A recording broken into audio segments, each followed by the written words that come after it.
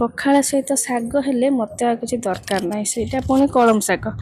ତ ମୋର ବହୁତ ପ୍ରିୟ ହେଉଛି କଳମ ଶାଗ, ସେଥିପାଇଁ ଆଜି ଦ୍ୱିପହରେ ଆମର କଳମ ଶାଗ ଆଳୁ ଭର୍ତ୍ତା କରିଦେଇଥିଲି, ଆଉ ଆଚାର ପିଆଜ ନେଇକି ଆମେ ଆଜି ପଖାଳ ଖାଇ ଦେଇଥିଲୁ।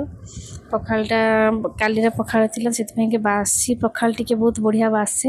ତ ମୋତେ ବହୁତ ଇଚ୍ଛା ହେଲା, ମୁଁ ଏଇ ଭାତକୁ ଆଉ ମୁଁ ନଈରେ ଦେଇପାରିବିନି, ମୁଁ ଏବେ ଏଇଟାକୁ ଖାଇଦେବି ଆଜି ଯେମିତି ହେଲେ। ବହୁତ ସୁନ୍ଦର ଟେଷ୍ଟି। ପଖାଳ ଖାଇଲା ମାନେ ତ ଥଣ୍ଡା ହେବାଟା ତ ମାନେ ଯେମିତି ଲେଖା ହେଇଛି କିଛି ଜଣଙ୍କ ଭାଗ୍ୟରେ, ପଖାଳ ଖାଇବା ମାନେ ଥଣ୍ଡା ହିଁ ପକ୍କା ହେବ।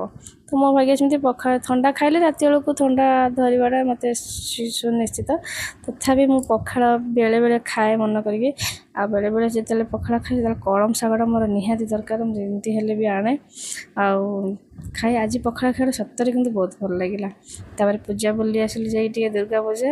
ମୋ ଭିଡ଼ିଓ ଭଲ ଲାଗୁଥିଲେ ନିଶ୍ଚୟ ସବସ୍କ୍ରାଇବ୍ କରିବେ। ଜୟ ଜଗନ୍ନାଥ ସାଙ୍ଗମାନେ, ରହିଲି ସାଙ୍ଗମାନେ।